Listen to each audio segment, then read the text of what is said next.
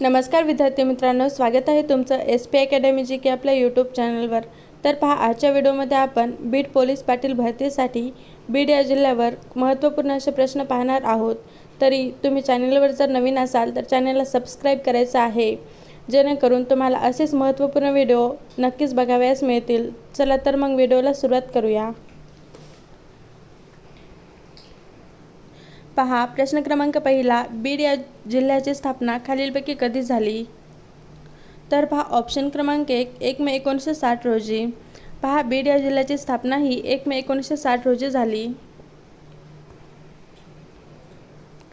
प्रश्न क्रमांक दुसरा, निजाम राजवटीत बीड हा जिल्हा कोणत्या राज्याचा भाग होता? तर पहा, ऑप्शन क्रमांक 2 हैदराबाद स्टेट। पहा, निजाम राजवटीत बीड हा जिल्हा हैदराबाद स्टेट या राज्याचा भाग होता। प्रश्न क्रमांक तिसरा, बीड जिल्ह्यात एकूण किती तालुके आहेत? पहा, ऑप्शन क्रमांक 3 11। बीड या जिल्ह्यामध्ये एकूण 11 तालुके आहेत। प्रश्न क्रमांक चौथा, बीड जिल्ह्याचे प्राचीन नाव काय होते? पहा, ऑप्शन क्रमांक 1 चंपावती नगर असे। बीड जिल्ह्याचे प्राचीन नाव हे चंपावती नगर असे होते।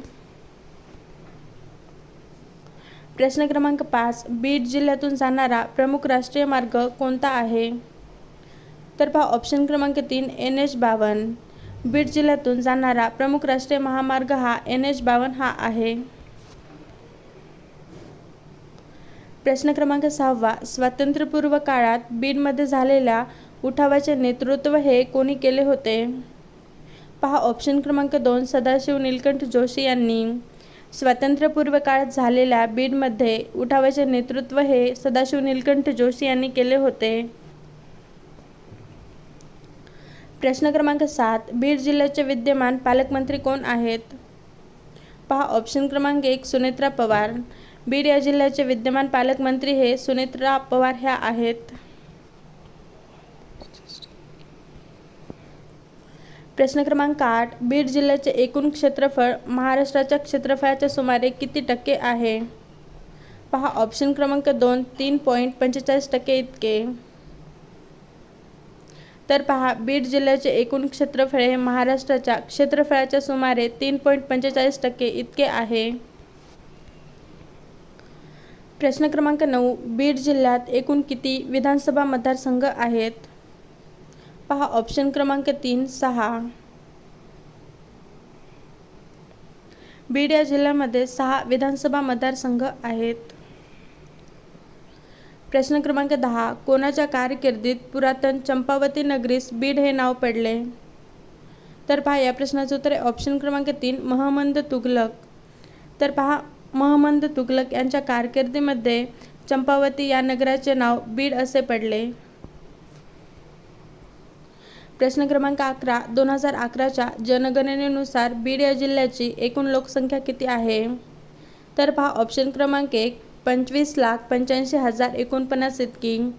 पहा, 2011च्या जनगणनेनुसार बीड या जिल्ह्याची लोकसंख्या ही 25,85,049 इतकी आहे। प्रश्न क्रमांक 12, बीड हा जिल्हा महाराष्ट्राच्या कोणत्या विभागात स्थित आहे? पहा, ऑप्शन क्रमांक 3 मराठवाडा। बीड हा जिल्हा महाराष्ट्राच्या मराठवाडा या विभागात स्थित आहे। प्रश्न क्रमांक 13, बीड जिल्ह्याचे एकूण भौगोलिक क्षेत्रफळ किती चौरस किलोमीटर आहे? तर पहा, या प्रश्नाचं उत्तर ऑप्शन क्रमांक 1 10,693 चौरस किलोमीटर। बीड जिल्ह्याचे एकूण क्षेत्रफळ हे 10,693 चौरस किलोमीटर इतके आहे। प्रश्न क्रमांक 14, क्षेत्रफळाच्या दृष्टीने बीड जिल्ह्याचा महाराष्ट्रात कितवा क्रमांक लागतो? तर पहा, ऑप्शन क्रमांक 4 10वा। क्षेत्रफळाच्या दृष्टीने बीड जिल्ह्याचा महाराष्ट्रामध्ये 10वा क्रमांक लागतो। प्रश्न क्रमांक 15, क्षेत्रफळाच्या दृष्टीने जिल्ह्यातील सर्वात मोठा तालुका कोणता? तर पहा, ऑप्शन क्रमांक 3 बीड। क्षेत्रफळाच्या दृष्टीने बीड जिल्ह्यातील सर्वात मोठा तालुका हा बीड आहे। प्रश्न क्रमांक 16, क्षेत्रफळाच्या दृष्टीने जिल्ह्यातील सर्वात लहान तालुका कोणता? तर पहा, ऑप्शन क्रमांक 1 वडवणी हा। बीड या जिल्ह्यातील क्षेत्रफळाच्या दृष्टीने सर्वात लहान तालुका हा वडवणी हा तालुका आहे.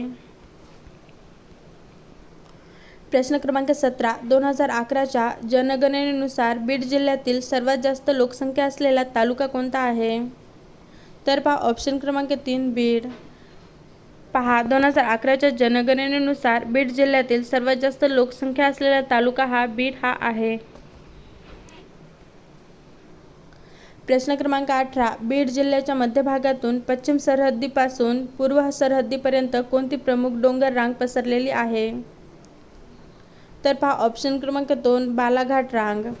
पहा बीड जिल्ह्याच्या मध्यभागातून पश्चिम सरहद्दीपासून पूर्व सरहद्दीपर्यंत बालाघाट ही रांग पसरलेली आहे. प्रश्न क्रमांक 19. 2011च्या जनगणनेनुसार बीड जिल्ह्याचे लिंग गुणोत्तर किती आहे? तर पहा या प्रश्नाचं उत्तर ऑप्शन क्रमांक 2 916 इतके. 2011च्या जनगणनेनुसार बीड जिल्ह्याचे लिंग गुणोत्तर हे 916 इतके आहे. प्रश्न क्रमांक 20. बालाघाट डोंगर रांगेमुळे बीड जिल्ह्याचे कोणत्या 2 भौगोलिक भागात विभाजन झाले आहे? तर पहा या प्रश्नाचं उत्तर ऑप्शन क्रमांक 2 सखल प्रदेश आणि उंचवट्यांचा प्रदेश. बालाघाट या डोंगर रांगेमुळे बीड जिल्ह्याचे सखल प्रदेश आणि उंचवट्यांचा प्रदेश अशा 2 भागात विभाजन झाले आहे. प्रश्न क्रमांक 21. बीड जिल्ह्याच्या सीमा एकूण किती जिल्ह्यांना जोडलेल्या आहेत? तर पहा ऑप्शन क्रमांक 3 6 जिल्ह्यांना. बीड जिल्ह्यांच्या सीमा 6 जिल्ह्यांना जोडलेल्या आहेत. प्रश्न क्रमांक 22. बीड जिल्ह्याचे प्रशासकीय मुख्यालय कोठे आहे? तर पहा ऑप्शन क्रमांक 3 बीड या ठिकाणी. बीड जिल्ह्याचे प्रशासकीय मुख्यालय हे बीड या ठिकाणी आहे. प्रश्न क्रमांक 23. बीड जिल्ह्यात एकूण किती पंचायत समित्या कार्यरत आहेत? तर पहा ऑप्शन क्रमांक 1 11. बीड जिल्ह्यामध्ये 11 पंचायत समित्या कार्यरत आहेत. प्रश्न क्रमांक 24. बीड जिल्ह्यातील उत्तरेकडील सखल प्रदेशाला स्थानिक भाषेत कोणत्या नावाने ओळखले जाते? तर पहा ऑप्शन क्रमांक 3 गंगाथडी. बीड जिल्ह्यातील उत्तरेकडील सखल प्रदेशाला स्थानिक भाषेत गंगाथडी या नावाने ओळखले जाते. प्रश्न क्रमांक 25. जिल्ह्यातील सर्वात पश्चिमेकडील तालुका कोणता? तर पहा ऑप्शन क्रमांक 2 आष्टी. बीड या जिल्ह्यातील पश्चिमेकडील तालुका हा आष्टी हा तालुका आहे. प्रश्न क्रमांक 26. बीड जिल्ह्याचे मुख्य ठिकाण कोणत्या नदीच्या काठावर वसलेले आहे? तर पहा ऑप्शन क्रमांक 3 बिंदुसरा. बीड जिल्ह्याचे मुख्य ठिकाण हे बिंदुसरा या नदीच्या काठावर वसलेले आहे. प्रश्न क्रमांक 27. बीड जिल्ह्यात एकूण किती ग्रामपंचायती आहेत? तर पहा ऑप्शन क्रमांक 3 1034 इतक्या. बीड जिल्ह्यात 1034 इतक्या ग्रामपंचायती आहेत. प्रश्न क्रमांक 28. ग्रामपंचायतीचा प्रशासकीय प्रमुख आणि सचिव म्हणून कोण कामकाज पाहतो? तर पहा ऑप्शन क्रमांक 1 ग्रामसेवक. ग्रामपंचायतीचा प्रशासकीय प्रमुख आणि सचिव म्हणून ग्रामसेवक हा कामकाज पाहतो.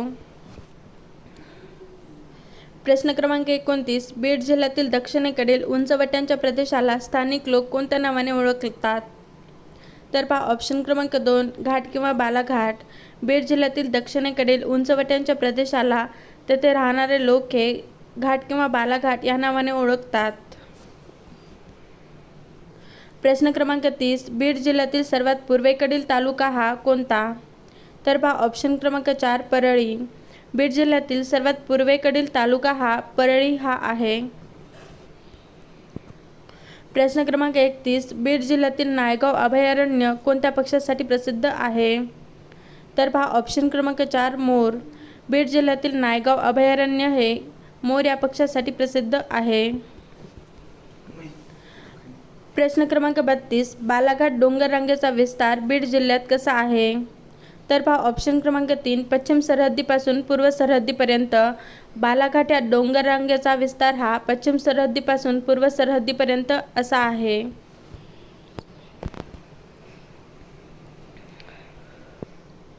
प्रश्न क्रमांक 33. जिल्ह्यातील सर्वात दक्षिणेकडील तालुका कोणता? तर पहा ऑप्शन क्रमांक 1 अंबेजोगाई. बीड या जिल्ह्यातील सर्वात दक्षिणेकडील तालुका हा अंबेजोगाई हा आहे. कडील तालुका आहे. प्रश्न क्रमांक 34. बीड जिल्ह्यातील सर्वात उत्तरेकडील तालुका कोणता? तर पहा ऑप्शन क्रमांक 4 गेवराई. पहा गेवराई हा तालुका बीड जिल्ह्यातील उत्तरेकडील तालुका आहे. प्रश्न क्रमांक 35. गोदावरी नदी बीड जिल्ह्याला कोणत्या जिल्ह्यापासून वेगळे करते? पहा ऑप्शन क्रमांक 1 जालना. पहा गोदावरी ही नदी बीड या जिल्ह्याला जालना या जिल्ह्यापासून वेगळे करते. प्रश्न क्रमांक 36. खालीलपैकी कोणता तालुका हा बीड या जिल्ह्यात येत नाही? पहा ऑप्शन क्रमांक 4 उदगीर. पहा उदगीर हा तालुका बीड या जिल्ह्यामध्ये येत नाही. प्रश्न क्रमांक 37. खालीलपैकी कोणत्या जिल्ह्याची सीमा ही बीड या जिल्ह्याला लागून नाही? पहा ऑप्शन क्रमांक 2 नांदेड. नांदेड या जिल्ह्याची सीमा ही बीड या जिल्ह्याला लागून नाही. प्रश्न क्रमांक 38. मेहकरी हा प्रकल्प बीड जिल्ह्यातील कोणत्या तालुक्यात आहे? तर पहा ऑप्शन क्रमांक 1 आष्टी. पहा आष्टी या तालुक्यामध्ये मेहकरी हा प्रकल्प आहे. प्रश्न क्रमांक 39. बीड जिल्ह्यातील पर्जन्यमान सरासरी किती मिलीमीटर आहे? तर पहा ऑप्शन क्रमांक 3 666.36 मिलीमीटर. बीड जिल्ह्यातील पर्जन्यमान हे 666.36 मिलीमीटर इतके आहे. प्रश्न क्रमांक 40. बीड जिल्ह्यातील माजलगाव धरण कोणत्या नदीवर बांधलेले आहे? पहा ऑप्शन क्रमांक 2 सिंदफणा या नदीवर. बीड जिल्ह्यातील माजलगाव हे धरण सिंदफणा या नदीवर बांधलेले आहे.